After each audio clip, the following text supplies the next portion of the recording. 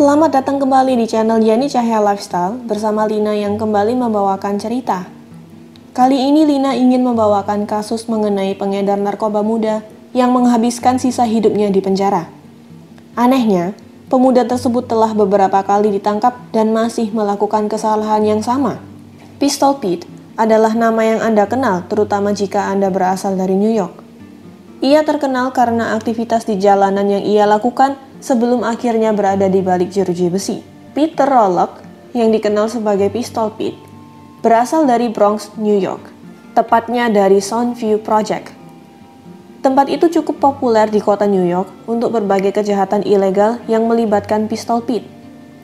Pistol Pete lahir sebagai anak yang normal, tetapi sepertinya masalahnya dimulai ketika ayahnya meninggalkannya sendirian kepada ibunya ketika ia baru berusia 3 tahun. Ayahnya ditangkap karena kasus narkoba saat ia bekerja dengan gembong legendaris Nicky Barnes. Ia kemudian divonis 50 tahun penjara. Semuanya baik-baik saja ketika Pistol Pete masih bersekolah di sekolah Katolik hingga akhirnya beralih ke sekolah menengah umum.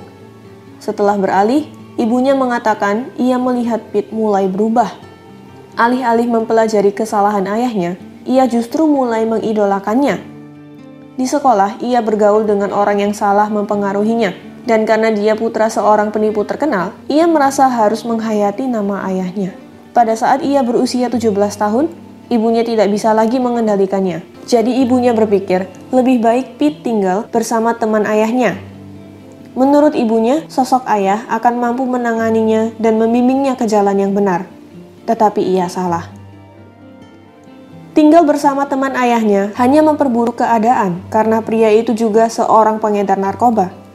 Ia pun berada di bawah bimbingan teman ayahnya. Ia memasok obat-obatan yang Pete distribusikan jauh dan luas kepada mereka yang menginginkannya dan dapat membayarnya. Ia sudah melihat banyak hal yang teman-temannya tidak tahu, jadi ia berpikir untuk memiliki geng sendiri. Ia pun memberi nama geng tersebut Sex Money Murder atau disingkat sebagai SMM. Pistol Pete memperoleh reputasi sebagai pembunuh kejam yang menghasilkan jutaan dalam permainan narkoba di akhir 80-an dan awal 90-an. Ia dikenal sebagai salah satu orang yang paling ditakuti dan berkuasa di New York yang bisa membuat orang terbunuh hanya dengan kata-katanya saja. Pistol Pete dikenal karena menembakkan senjatanya tanpa hati nurani ketika harus menembak orang. Membunuh terkesan seperti hobinya. Satu-satunya hal yang ia cintai lebih dari membunuh adalah uang. Dikabarkan jumlah tubuh yang telah dibunuhnya itu lebih dari 3 lusin. Pete menggunakan taktik yang bisa ditemukan di kalangan pengedar narkoba hingga kini. Ketika mereka menembak target Pete, mereka akan menembak beberapa kali hingga baju mereka basah karena darah mereka. Mereka juga meninggalkan jejak seperti mencoret-coret ruang publik dengan huruf SMM. Pete memiliki cara untuk melakukan pekerjaannya dengan sempurna. Ia mendistribusikan narkoba di seluruh New York dan di luar New York, bahkan ke tempat-tempat seperti Carolina Utara. Perjalanan menuju Carolina Utara menjadi perjalanan yang serius baginya. Selama perjalanan itu, salah satu pelanggan Pete menyebabkan masalah karena dia berhutang kepada Pete sekitar $90.000 dan dia tidak bisa membayarnya. Pete hampir menembaknya langsung. Tetapi dia memberinya 1 hari ekstra untuk membawa uangnya atau ia akan meledakkan otaknya. Hari berikutnya dia mengharapkan pria itu datang, tetapi ia tidak kunjung muncul. Ia membuat Pete benar-benar marah, kemudian memutuskan untuk mengejar keluarga pria itu. Tetapi sebelum ia bisa keluar dari mobil van, pria itu muncul. Polisi menangkap dia, lalu kemudian ia mengetahui bahwa pengedar narkoba Carolina Utara yang bekerja dengannya adalah informan polisi lama. Polisi mengambil anjing mereka dan menggeledah van tersebut. Anjing-anjing itu mendeteksi ada obat-obatan di dalam van, tetapi polisi tidak dapat melihatnya. Setelah beberapa saat, Pete bersama dengan krunya keluar dari penjara dan mereka kembali ke New York. Setelah dia keluar, ia melakukan banyak hal yang gila hanya untuk mempertahankan kendali di jalanan, termasuk membunuh orang. Mimpi buruk Pistol Pete dimulai pada akhir 1995 ketika ia ditangkap di Harlem, New York atas pembunuhan Carlton Hines. Carlton Hines, bintang bola basket lokal yang mendapat beasiswa, diduga memiliki perseteruan terhadap Pistol Pete. Di jalanan diketahui bahwa Carlton Hines pernah berkecimpung di bisnis obat bius saat mencoba mengharumkan namanya di dunia basket. Pistol Pete menangkap Carlton di luar toko stereo mobil, di luar jalan Boston, lalu membunuhnya. Ia juga melukai orang lain dengan nama Carlos Mestre pada 8 April 1994. Beberapa bulan kemudian, Pete menangkap Carlos Mestre keluar dari toko hip-hop di Bronx dan membunuhnya karena ia adalah saksi pembunuhan Carlton Hines.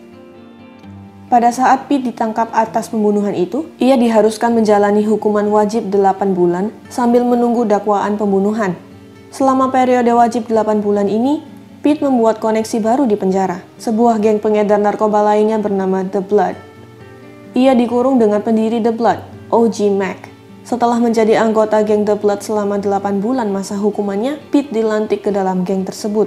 Tapi induksinya ke dalam The Blood bukanlah lompatan biasa bagi Pete. Geng The Blood ingin membawa Pistol Pete masuk ke dalam gengnya karena reputasinya. Tetapi satu-satunya cara dia akan menjadi The Blood adalah jika mereka memberinya geng miliknya sendiri.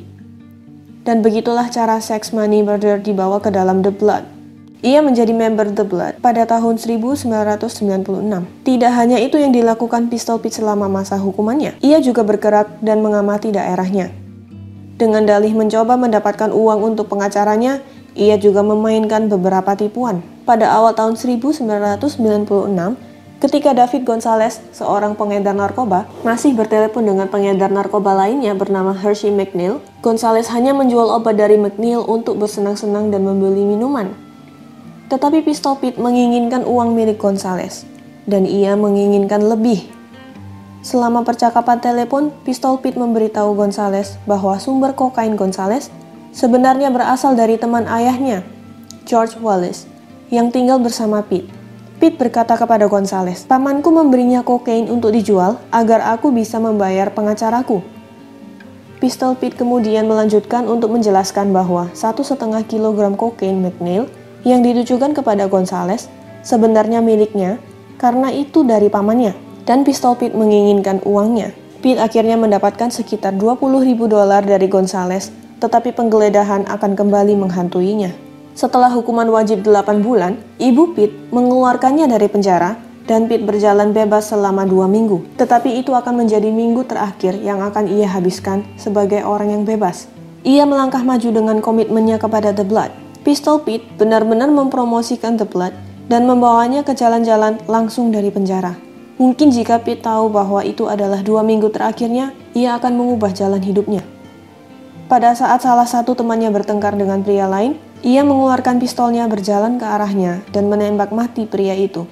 Dia memiliki temperamen yang pendek, sehingga sebagian besar waktu ketika ia tidak membunuh seseorang, teman-temannya ada di sana untuk menenangkannya dan mencegahnya membunuh orang tersebut. Ketika ia kembali ke pengadilan untuk kasus pembunuhan Hines, dia memenangkan kasus itu karena tidak ada saksi, tetapi ia ditahan karena dakwaan narkotika federal di Carolina Utara. Tampaknya FBI telah mencocokkan teman-teman Pistol Pete di database komputer NCIC. Hal ini berhasil didapatkan polisi ketika bekerja sama dengan beberapa rekan lama Pete. Salah satunya adalah David Gonzalez. Mereka mendakwa Pete untuk pengedaran narkoba. Beberapa anggota gengnya berbalik melawan mereka. Polisi juga memiliki surat-surat yang merupakan bukti bahwa Pete telah mengoperasikan SMM dari penjara pada waktu itu, termasuk mengutus gengnya untuk membunuh orang. Pistol Pete kemudian dipindahkan penjara di Carolina Utara untuk diadili. Ibunya bingung ketika ia diwawancarai. Ia berkata, 2 minggu setelah saya menyelamatkannya, ia kembali ke pengadilan atas kasus pembunuhan. Ia ditahan untuk kasus narkoba di Carolina Utara dan telah dipenjara sejak saat itu. Saat itu Pistol Pete hanya berumur 20 tahun ketika ia dipenjara pada tahun 1996. Singkat cerita, ia mengaku bersalah atas pemerasan untuk menghindari hukuman mati. Ia pun dipenjara selama 105 tahun. Ketika polisi menemukan bahwa ia masih mengoperasikan SMM, ia pun dipindah ke ruang isolasi, di mana hanya keluarga dan pengacaranya saja yang boleh menemui dirinya. Hingga saat ini, ada bekas coretan SMM di beberapa tempat di New York. Coretan tersebut dibuat ketika masa kejayaan Pistol Pete. Bapak Ibu, tidak dapat dipungkiri bahwa Pistol Pete hidup di gaya hidup yang buruk dan berakhir dengan buruk pula. Semua ini karena Pistol Pete sangat menyukai kekerasan dan uang. Padahal semua orang mampu mendapatkan uang, bahkan kekuasaan, dengan cara yang dapat diterima semua orang. Beberapa orang mencoba peruntungannya di tempat kerja, beberapa menciptakan pekerjaannya sendiri, sama seperti ketika menjadi trader forex. Kita bisa mendapatkan uang sekaligus kekuasaan untuk mengatur gaya hidup kita sendiri. Kita bisa lakukan di mana saja, kapan saja, tanpa kemampuan khusus atau modal yang besar. Tidak heran jika saat ini banyak yang berminat menjadi trader forex. Sekian cerita Lina hari ini, sampai jumpa di kasus berikutnya.